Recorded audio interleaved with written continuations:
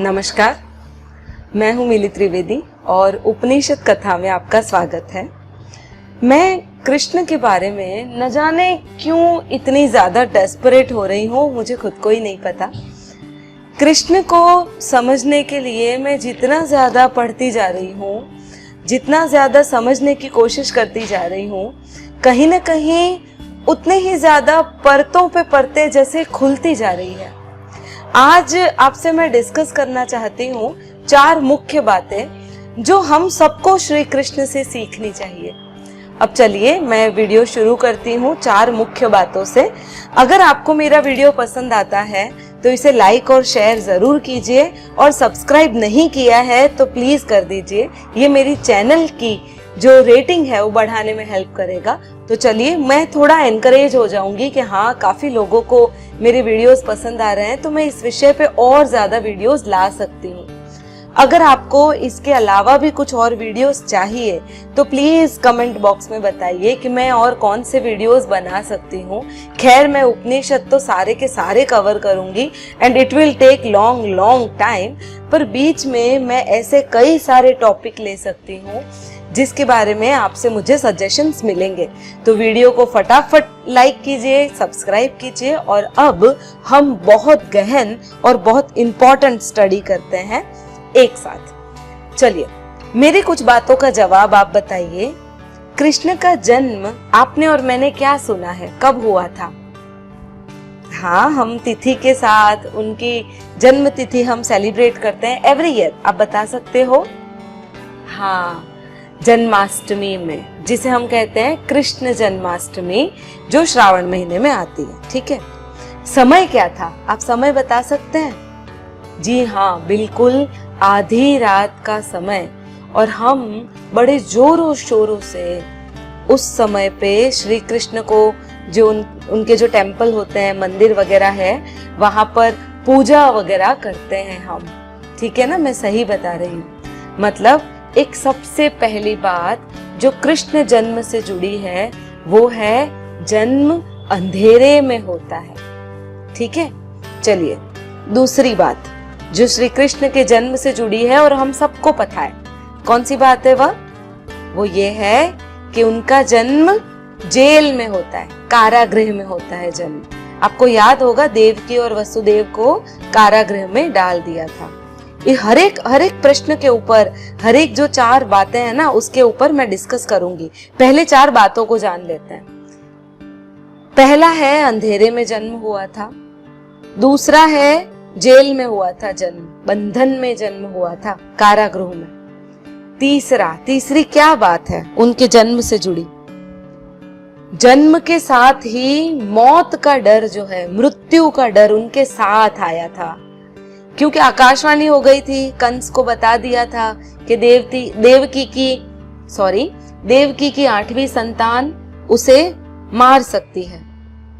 तो उस आकाशवाणी की वजह से जो भी संतानें पैदा हुई वो मौत के डर में ही हुई। पर कृष्ण का स्पेशली देखा जाए तो बहुत अवेटेड था उनका जन्म होना, बहुत राह देखी गई थी और मौत राह देख रही थी उनकी। चलिए, ये तीनों बातें हमें पता है। चौथी बात क्या है? चौथी बात ये है कि जो भी उन्हें मारने आता है वह खुद मरता है। चाहे पूतना की बात ले लो, चाहे किसी राक्षस की बात ले लो, चाहे काल्यवन की बात ले लो, किसी की भी बात ले लो। ठीक है, चलिए अब हम इसको एनालाइज करते हैं। आप बताइए, अंधेरे में ही सब पैदा होते हैं या नहीं? आपने कभी बीज को पनपते हुए देखा है उजाले में, जमीन के ऊपर? नहीं, कभी भी कोई भी बीज जमीन के ऊपर रहकर पनप नहीं सकता, अंकुरित नहीं हो सकता। अगर बीज को अंकुरित होना है तो अंधेरा आवश्यक है। तो फॉरमोस्ट चीज हर किसी के लिए पैदा होने के लिए अंधेरे की जरूरत पड़ती है। मतलब चाहे आप हो चाहे मैं हो, हम पनपते अंधेरे में हैं। अगर माँ का गर्भ देखा जाए तो माता के गर्भ में भी उतना ही गहन अंधेरा होता है जितना जमीन के अंदर होता है। तो हर चीज का जन्म कहाँ पर होता है? अंधेरे में। बहुत गहरा अंधेरा, जितना गहरा अंधेरा उतना ही अच्छा जन्म होता है। अगर रोशनी की किरण तब जाएगी तो वो जन्म सक्सेसफुल इतना नहीं हो सकता है। तो हर व्यक्ति, हर वस्तु, हर एक बीज, हर एक कण कहाँ पर जन्म लेता है? अंधेरे में। ठीक है, तो इनके जन्म का सबसे पहला उदाहरण अगर है, सबसे पहला हिंट जो है वो है अंधेरा। अंधेरे में ही हर चीज पनपती है। आप देखिए, बड़े बड़े साइंटिस्ट भी कहेंगे कि उन्हें कोई आइडिया आया तो वो आइडिया उन्हें चिंतन की गहन क्षणों में ही आता है। अर्थात वे तंद्रा अवस्था में होते हैं ना, न जग रहे होते हैं न सो रहे होते हैं। गहरी नींद की अवस्था में अच्छे अच्छे आइडियाज आते हैं लोगों को। ये सारा जो टेक्नोलॉजी का आप जाल देख रहे हो ना, डेवलपमेंट जो देख रहे हो, वह सारा भी अंधेरे की ही निजात है। मतलब सभी चीजें अंधेरे में जन्म लेती है, सबसे पहली बात। अब अंधेरे में जन्म लेना कोई बुरी बात नहीं है। हर चीज अंधेरे में पनपती है। उसी प्रेशर, उसी टेम्परेचर में अगर प्रॉपर मिल जाता है तभी कोई भी चीज जन्म लेती है। अगर माता के गर्भ में भी बीज को स्फुरित होने के लिए proper time, proper temperature, proper environment नहीं मिलता तो वो गर्भ उसमें भी फलित नहीं हो पाता। इसलिए प्रॉपर प्रेशर, टेम्परेचर होना जरूरी है। शायद मैं इंजीनियर हूँ, इस वजह से प्रेशर टेम्परेचर की बात कर रही हूँ, पर बेसिकली ये सही है। अब चलिए आगे और देखते हैं। दूसरा है बंधन में पैदा होता है, कारागृह में। आप बताइए, क्या आप बंधन में पैदा नहीं हुए? अगर मैं अपने आप को देखती हूँ तो मुझे लगता है न जाने कितने सारे कर्म और कारण के बंधनों से घिरी हुई हूँ। कोई चीज है जिसकी जरूरत है, जिस वजह से कोई काम कर रही हूँ। तो ये क्या है? ये है कार्य कारण संबंध। मतलब एक बंधन में ही पैदा होता है हर व्यक्ति। फिर वो जेल हो या हमें लगता हो कि हम हॉस्पिटल में पैदा हुए हैं या घर में पैदा हुए हैं या इंडिविजुअली कहीं पैदा हो गए हैं, पर नहीं, आप हमेशा बंधन में पैदा होते हैं। पर कृष्ण जिए कैसे? हर एक बंधन को तोड़ते हुए। जैसे ही वे पैदा हुए सारी बेड़ियां खुल जाती है और मुक्त हो जाता है। वासुदेव मुक्त हो जाते हैं, अर्थात श्री कृष्ण स्वयं को जिस वक्त पैदा हुए, जिस वक्त वे प्रगटे या जन्म हुआ, उसी वक्त अपने आप को कर देते हैं फ्री, मुक्त कर देते हैं। और आप और मैं क्या करते हैं? पूरा जन्म सिर्फ बंधनों की जाल में फंसते रहते हैं। और शायद ऐसा होगा कि जितने बंधन लेके पैदा हुए हैं ना, जन्मे हैं, शायद उससे ज्यादा बंधन लेके हम मरते हैं। हमें ये चीज भी कृष्ण से सीखने जैसी है। तुरंत कुछ बंधनों को तो तुरंत ही छोड़ देना चाहिए।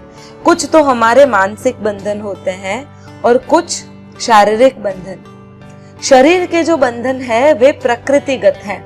हमें खाना चाहिए, हम रिलेशनशिप में जाते हैं, हमें नींद चाहिए, हम देखते हैं, हम सुनते हैं, हम सोचते हैं। ये सारे प्रकृति जन्य बंधन हैं। हम उससे फ्री हो नहीं सकते। एक जानवर जैसे बंधा है, बिल्कुल वैसे ही एक इंसान भी बंधा है, तो हम उससे मुक्त नहीं हो सकते। पर जो हमारे मन के बंधन है, हम जरूर उससे मुक्त हो सकते हैं तत्काल। हम जो एक्स्ट्रा का सोचते हैं, जो हमारा शरीर और हमारा मन दोनों खराब करता है, हम उससे तत्काल मुक्त हो सकते हैं। और जब हमने ये चीज कृष्ण से सीखी, हम तुरंत उनको समझना शुरू कर देंगे। तो दूसरी चीज थी बंधन में जन्म लेना, बंधन में प्रकट होना। हमने भी वही चीज की है। हम भी बंधन में प्रकट हुए हैं, हमने भी बंधनों में जन्म लिया है। अब ये हमें तय करना है कि हमें मुक्त होकर मृत्यु को पाना है या फिर ज्यादा बंधन बढ़ा के उस मृत्यु को पाना है, अधिक से अधिक बंधनों में फंसकर मृत्यु को पाना है। तो दूसरी चीज जो हम सीखते हैं कि बंधन में व्यक्ति पैदा जरूर होता है, जन्म जरूर लेता है, पर वह चाहे तो उसकी मृत्यु बंधनों में हो ऐसा जरूरी नहीं है। दूसरी चीज थी ये। चलिए अब हम तीसरी चीज की बात करते हैं जो मैं समझती हूँ। तीसरी चीज है जन्म के साथ मृत्यु का डर। आपने देखा है आजकल बहुत सारे बच्चे जो पैदा होते हैं उन्हें कुछ दिन के बाद वो कुछ यूवी रेस की पेटियों में रखा जाता है, कुछ उन्हें बीमारी हो जाती है, जॉन्डिस हो जाता है सूर्य की प्रॉपर किरणें नहीं मिलने की वजह से। अब ऐसा क्यों होता है, कभी आपने सोचा है? मेरे ख्याल से जो व्यक्ति बीमार मरता है और उसकी बीमारी का समय कुछ बाकी रह जाता है तो वह बीमारी का समय वह दूसरे जन्म में आकर पूरा करता है। इसलिए इसको हमें कुछ ज्यादा सेंसिटिवली सोचने की आवश्यकता नहीं है।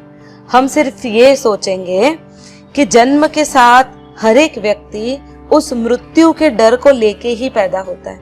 कृष्ण का मृत्यु का डर हमें दिखता है क्योंकि कंस ने बोला था कि जैसे ही वासुदेव तेरा बच्चा पैदा होगा मैं मार दूंगा। ये हमें दिखता है, विजिबल है। पर हम भी तो मृत्यु के डर के साथ जन्म लेते हैं और जैसे जैसे बड़े होते जाते हैं हम हमारे शरीर से और ज्यादा जुड़ते जाते हैं। जितना ज्यादा हम अपने शरीर से जुड़ते हैं उतना ही अधिक हमारा मृत्यु का डर बढ़ता जाता है, घटता नहीं है, बढ़ता जाता है।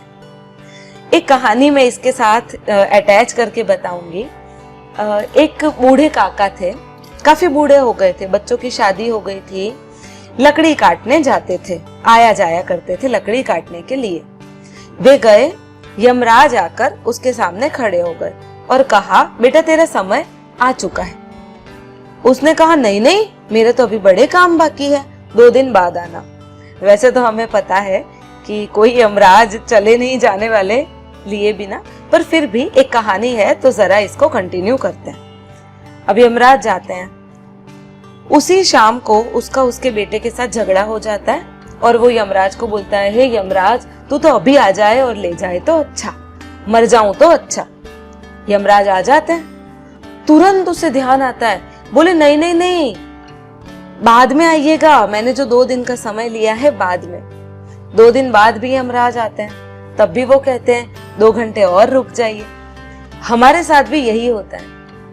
जो बहुत अधिक जो एजेड लोग हो गए ना वो कह रहे हैं अब भगवान उठा ले तो अच्छा, पर गारंटी के साथ बोलती हूँ जिस दिन मृत्यु आएगी वे सहर्ष उसे स्वीकार नहीं कर पाएंगे।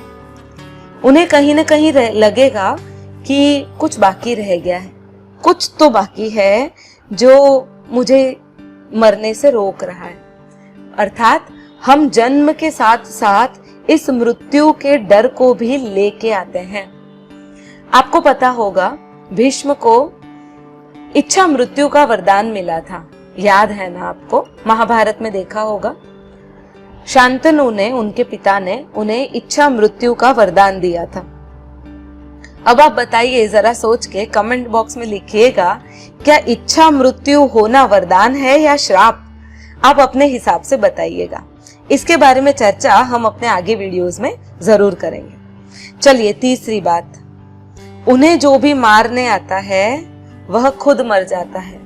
कई सारे एग्जाम्पल है, बकासुर है, काल्यवन है और पूतना है। पूतना तो 6ठे दिन ही आई थी, 6ठी वाले दिन मारने के लिए उन्हें। ऐसे कितने ही हैं जो रोज बरोज कृष्ण को मारने आते थे, पर ऐसा तो क्या था जो वे खुद मर जाते थे, क्योंकि कृष्ण ने इन तीनों चीजों से अपने आप को पहले ही मुक्त कर दिया था। कौन सी 3 चीजें?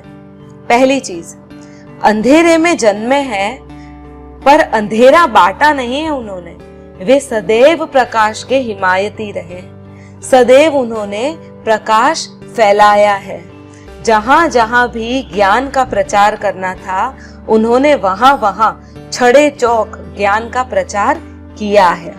दूसरी चीज, कारागृह में जन्म लिया था पर कभी बंधनों में बंधे नहीं है। एक और बात मुझे याद आती है कि उन्होंने माता यशोदा को बड़ा सताया था और माता यशोदा उन्हें ओखली से बांधने जाती है। वो जितना बांधने जाती है वह रस्सी हमेशा 2 उंगल छोटी पड़ जाती। माता यशोदा परेशान हो जाती है कि लल्ला तुझे बांधू तो बांधू कैसे। कृष्ण ने कहा, मां तुझसे नहीं होगा, मुझे बंधना होगा तभी मैं बंध पाऊंगा, मुझे कोई नहीं बांध सकता। तुम व्यर्थ मेहनत मत करो, मुझे दे दो, मैं अपने आप को स्वयं ही बांध लूंगा। और उन्होंने स्वयं अपने आप को ओखली पे बांध दिया था। आपको पता है इस रूपक का मतलब क्या होता है? अर्थ बहुत ही सिंपल है। अर्थ यही है, अगर आप खुद बंधना चाहते हो तभी आप बंधते हो।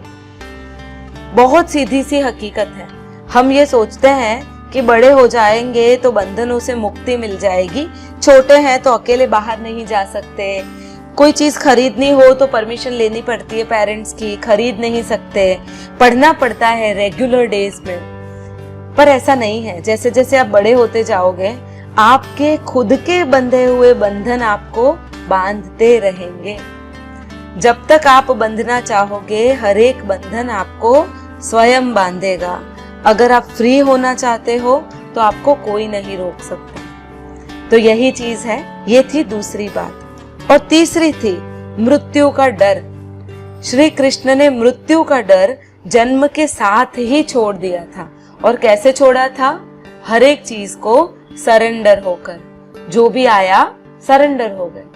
और इतना समर्पण भाव था, इतना समर्पण था उनमें कि जो मृत्यु थी ना वो आके उन पे समर्पित हो जाती थी। तो बस यही 4 चीजें हैं जो हमें सीखनी चाहिए। पहली चीज, अगर हम अंधेरे में पैदा हुए हैं, जो कि हम सब होते हैं, अगर हम अंधेरे में जन्म लेते हैं तो ये हमारी रिस्पॉन्सिबिलिटी है कि हम प्रकाश को स्वीकार करें। अगर हम बंधनों में जीते हैं तो ये हमारी रिस्पॉन्सिबिलिटी है कि जो मन के बंधन है उसे हम दूर करें। अगर हम जन्म के साथ साथ मृत्यु का डर लेके आते हैं तो ये हमारी रिस्पॉन्सिबिलिटी है कि उस आत्म तत्व को जाने जिससे डर हमारा कम होते होते होते नहीवत हो जाए, हमें जन्म और मृत्यु एक ही अवस्था में दिखने लग जाए। और 4, जो भी मारने आए वो स्वयं मर जाए, मृत्यु भी हमारे सरेंडर हो जाए।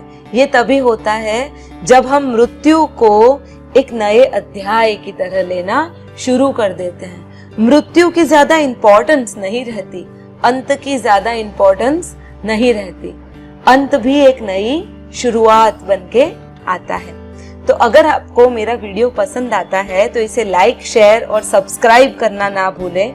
मैंने काफी बार देखा है 90% मेरे व्यूअर्स ऐसे हैं जिन्होंने मेरा चैनल सब्सक्राइब नहीं किया है। तो ऐसे ही वीडियोस पाने के लिए प्लीज इसे सब्सक्राइब कर दीजिए। धन्यवाद।